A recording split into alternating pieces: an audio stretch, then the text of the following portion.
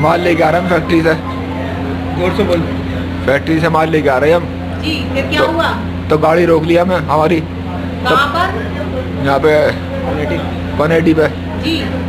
तो हमने पूछा भाई क्यों रोक रहे हो? क्या रुक जा, मैं तलाशी ले ली तुम्हारी गाड़ी की। क्या ले लो भैया? क्या बोले क्या मैं मुखबरी वो खबर मिली है कि गाय का गोश्त काट कर लिया। मैं कि देख लो। हाँ। क्या देख लिया उन्होंने?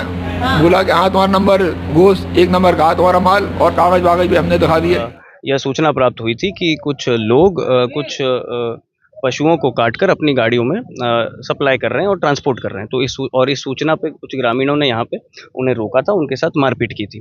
तो जैसे ये सूचना प्राप्त हुई तो थाना हरदोगंज पुलिस मेरे द्वारा, सभी सीओ साहब, सभी एसएचओ द्वारा तुरंत यहाँ मौके पर आएगा, क्योंकि ये स्थिति उस समय जो थी थोड़ी सी उनके हित की नहीं थी। तो 4 लोग जिन्हें यहाँ पीटा गया, तो उनको तुरंत ही उनकी जान की सुरक्षा को देखते हुए यहाँ से निकाला गया, उन्हें चिकित्सालय में भर्ती करवाया गया।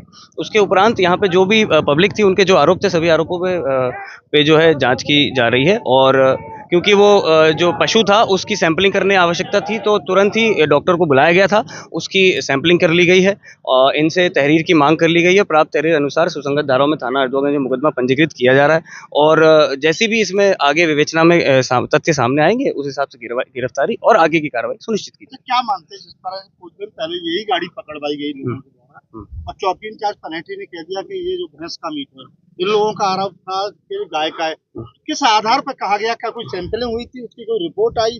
आखिर वो रिपोर्ट आई तो आप लोगों की जानकारी की क्यों नहीं है? नहीं, ये जो आरोप है कि कुछ दिन पहले चौकी इंचार्ज ने इन्हें बिना किसी उसके छोड़ दिया, ये आरोप सरासर गलत है, क्योंकि हमें ये सूचना दी गई थी और इन्हीं कार्यकर्ताओं और पुलिस की मदद से उस गाड़ी को उस दिन पकड़ा गया था।